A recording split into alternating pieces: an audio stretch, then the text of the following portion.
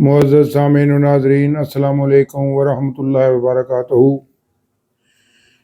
آج ہم سورہ النور کا مطالعہ کریں گے۔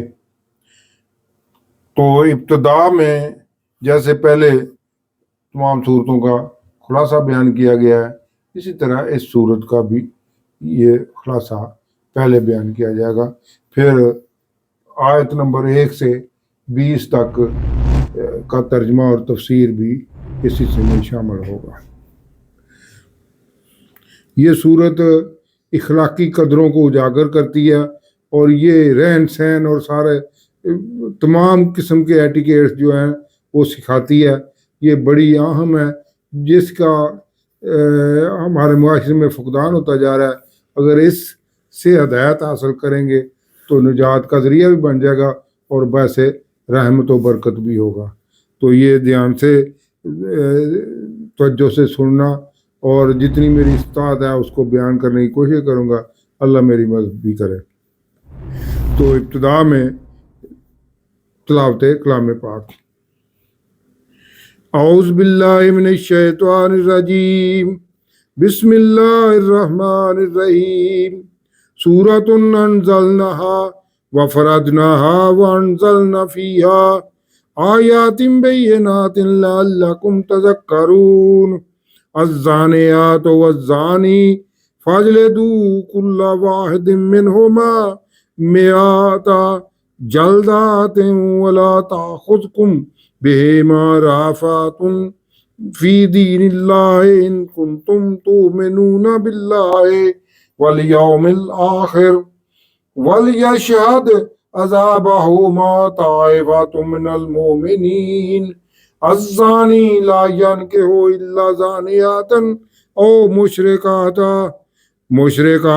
والزانیات لا ینکحوہا الا زان او مشرک وحرم ذلک علی المؤمنین۔ صدق اللہ العظیم۔ اب اس سورہ نور کا خلاصہ بیان کیا جاتا ہے ابتدا میں۔ سورہ نور مکی و مدنی صورتوں کے تیسرے گروپ کی واحد مدنی صورت ہے۔ اس میں 64 آیات اور 9 رکوع ہیں۔ اس سے پہلے ہم مکی صورتوں کا گروپ جو 14 صورتیں ہم ان کا مطالعہ مکمل کر چکے ہیں، سورہ یونس سے لے کے، تو یہ سورہ جو ہے المومنون تک ان کا مطالعہ مکمل ہو چکا ہے۔ اب یہ اس گروپ میں یہ 15ویں صورت ہے اور یہ واحد مدنی صورت ہے اس گروپ کی۔ تو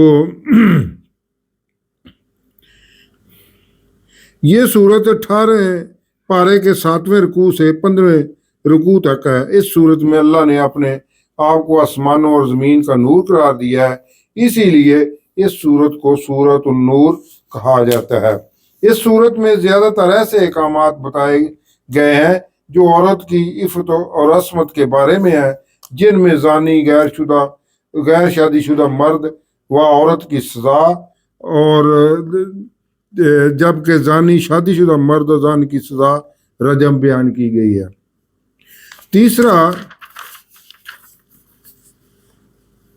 حکم قذف کا ہے، یعنی اگر کوئی شخص کسی پاک دامن مرد یا عورت پر تہمت لگائے تو اس کی سزا 80 کوڑے مقرر کی گئی ہے۔ چوتھا حکم لعان کا ہے، جو میاں بیوی سے متعلق ہے کہ جب شوہر بیوی پر زنا کی تہمت لگائے اور اس کے پاس 4 گواہ نہ ہوں تو دونوں قسم کے بعد ایک دوسرے پر لعنت کریں اور پھر ان کے درمیان جدائی کر دی جائے۔ پانچواں حکم افک کا ہے، یعنی جھوٹ اور بہتان بازی کرنا بیان کیا گیا ہے کہ جب حضرت بی بی عائشہ صدیقہ رضی اللہ عنہا پر عبداللہ بن ابی نے غزوہ مستلق سے واپسی پر بہتان لگایا تھا، جس میں دوسرے منافقین اور کچھ مسلمان بھی شامل ہو گئے تھے۔ اس واقعے سے متعلق آیات میں نہ صرف منافقین کی مذمت کی گئی ہے بلکہ مسلمانوں کو بھی خبردار کیا گیا ہے کہ آئندہ وہ کسی بہتان تراشی میں شامل نہ ہوا کریں، اور اس صورت میں حرم نبوت کی توقیر کا اعلان کیا گیا ہے اور ساتھ ہی حضرت بی بی عائشہ صدیقہ رضی اللہ عنہا کی پاک دامنی کا اعلان قرآنی آیات کی صورت میں بذریعہ وحی کیا گیا ہے۔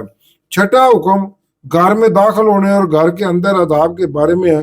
ساتواں حکم اہل ایمان کو ہے کہ وہ اپنی نگاہوں اور شرمگاہوں کی حفاظت کریں۔ آٹھواں حکم آزاد مرد اور عورتیں اور غلام مرد اور عورتیں جو حق کے زوجیت ادا کر سکتے ہیں ان کے نکاح کر دینے چاہیے۔ نواں حکم لونڈیوں اور غلام میں ظلم و ستم نہ کرنے کا ہے۔ دسواں حکم اجرت لے کر لونڈیوں سے زبردستی زنا کروانے کی ممانعت کا ہے۔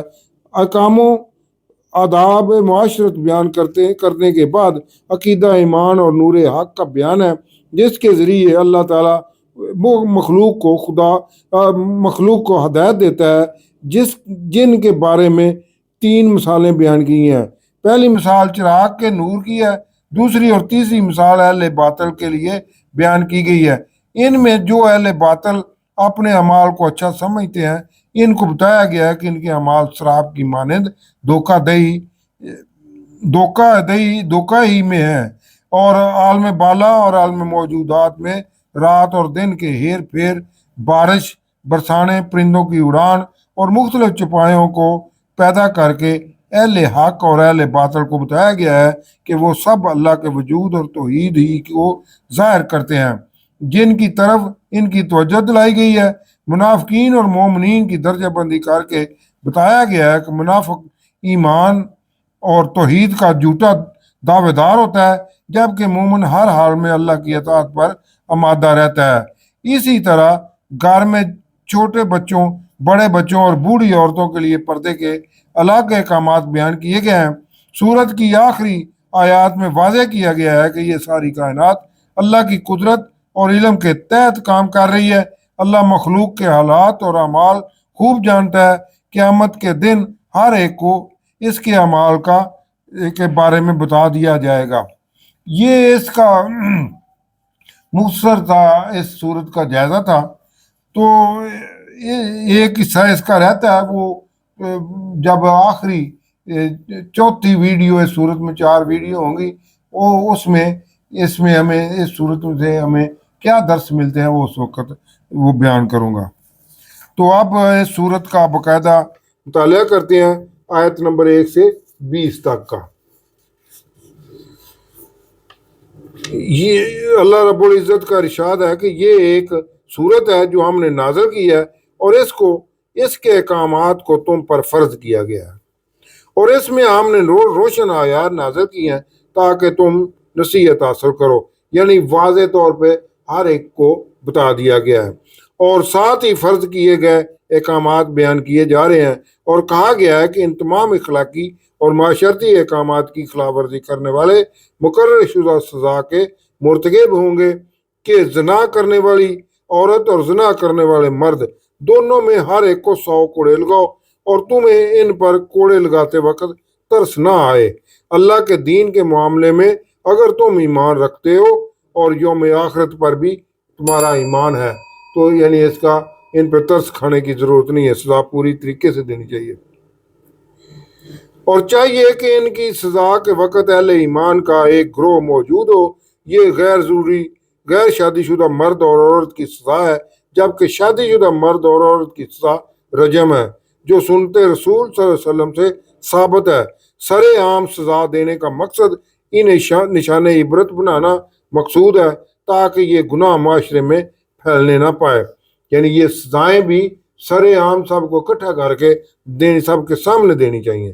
زانی مرد نکاح نہ کرے مگر زانی عورت یا مشرکہ سے، اور زانی عورت نکاح نہ کرے مگر زانی مرد یا مشرک سے، اور یہ کام کہ زانی اور مشرکہ عورت کو اپنی منکوہ بنانا اہل ایمان پر حرام ہے، اور جو نیک عورتوں پر کی تہمت لگائیں پھر شہادت کے لیے 4 گواہ نہ لا سکیں تو انہیں حد قذف کے طور پر 80 کوڑے لگائے جائیں، اور ان کی آئندہ گواہی قبول نہ کی جائے، اور کیونکہ یہی فاسق ہیں، مگر جو اس کے بعد توبہ کر لیں تو بے شک اللہ بخشنے والا نہایت مہربان ہے۔ اور جو خاوند اپنی بیویوں پر زنا کا الزام لگائیں، یعنی اگر کوئی مرد اپنی بیوی کو بدکاری کرتے ہوئے دیکھ لے اور اس کے پاس اپنے سوا اور کوئی گواہ نہ ہو، اسے لعان کہا جاتا ہے، تو ایسے خامن کی گواہی یہ ہے کہ وہ اللہ کی قسم کھا کر 4 بار گواہی دے کہ وہ بے شک سچا ہے، اور 5ویں بار یہ کہے کہ اللہ کی لعنت ہو اس پر اگر وہ جھوٹا ہو۔ اور اس عورت سے یہ سزا یوں ٹل جائے گی کہ وہ اللہ کی قسم، وہ بھی اگر اللہ کی قسم کے ساتھ 4 بار گواہی دے کہ مرد جھوٹا ہے، اور 5ویں بار یوں کہے کہ اس پر اللہ کا غضب ہو اگر وہ اس کا خامد سچا ہو۔ اور اگر اللہ کا فضل اور اس کی رحمت تم پر نہ ہوتی تو بہت سی خرابیاں پیدا ہو جاتی۔ یعنی یہ حدود مقرر کرنا یہ اللہ کی رحمت ہے، اور اس سے معاشرتی برائیوں سے اجتناب کیا جا سکتا ہے۔ اگر ڈر ہوگا تو سزائیں پوری دی جائیں گی، تو ڈرتے ہوئے کوئی غلط کام نہیں کرے گا۔ مگر اللہ بہت توبہ قبول کرنے والا، حکمت والا ہے۔ یعنی اگر اللہ اپنے فضل اور رحمت سے توبہ قبول کرنے والا نہ ہوتا تو سب کے سامنے جھوٹے مرد یا جھوٹی عورت کو ظاہر کر دیتا۔ یہ ابتدائی آیات 10 تھیں، ان کی تفسیر تھی۔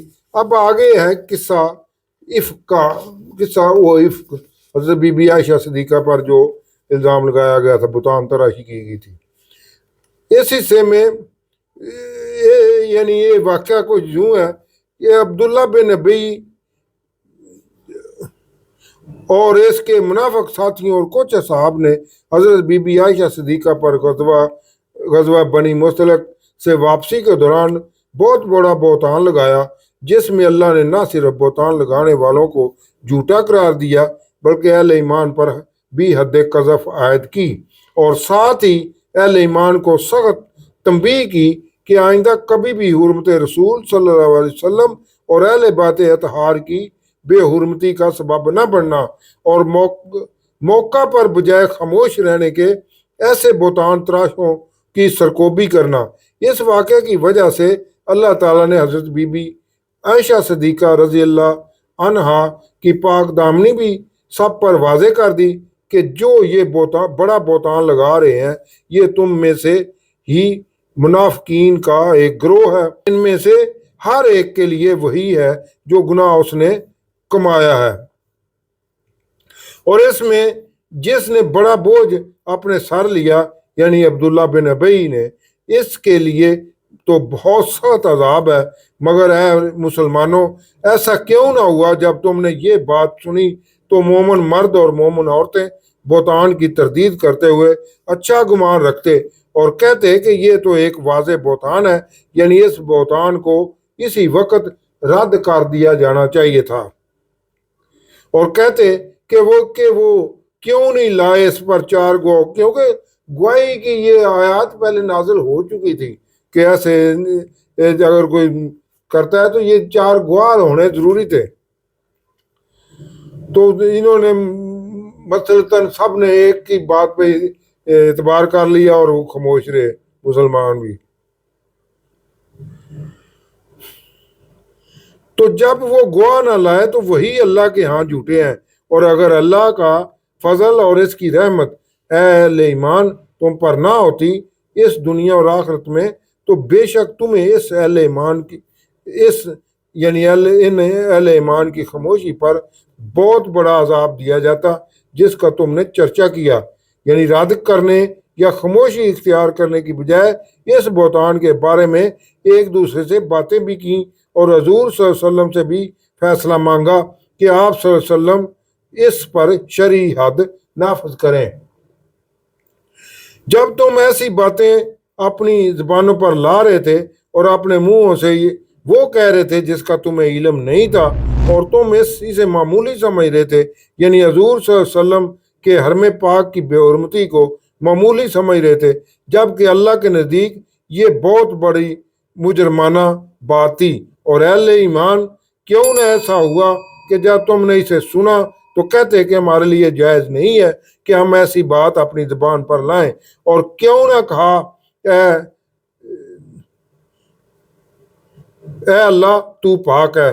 عبداللہ بن ابی کا کہنا یہ بہت بڑا بہتان ہے، اور اللہ کی تمہیں نصیحت ہے کہ آئندہ کبھی بھی ایسا نہ کہنا اور نہ خاموشی سے سنتے رہنا ایسے بہتان تراشی کو۔